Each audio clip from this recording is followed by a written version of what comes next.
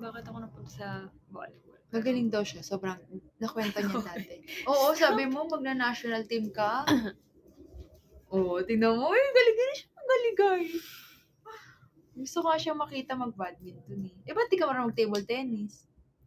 Oo, naman sa hindi marunong. Hindi magaling. Kala mo magaling eh. Kala mo naman, stupid ako maglaro.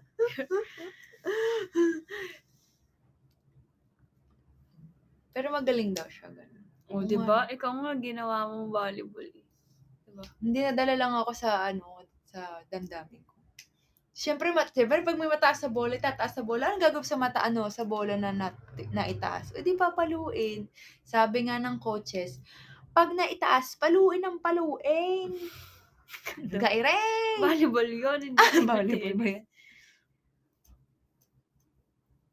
Oo, tsaka parking, tapos sasabihin mo, pabilisan na maglakad.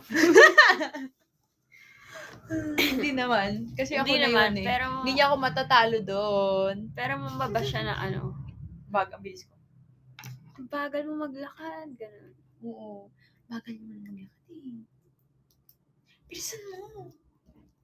Tapos pag may gusto siya ipagawa, di niya pa masasabi yun ng diretso. Magpaparinig pa yan. Kunyari, ayusin niya sa bag. Ay, kung ako yan, lalagay ko na yung sapatos ko sa bag ko. Tapos, kainis. Kasi nung isang beses, nagmamadali kami. So ako kasi after ko mag-training, nalagay ko na yung mga shoes ko, ganyan-ganyan. Alis ata tayo, nung nagmamadali tayo nun eh. Tapos siya, ilalagay niya pa yung mga gamit niya, isa-isa, ganyan-ganyan. Sabi ko, ba't di mo pa kasi nilalagay? So, sa mga sumusunod na, ganyan-ganyan.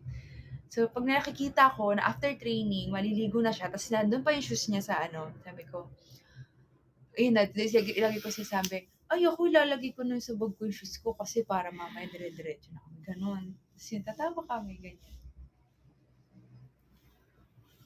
Mga ganon.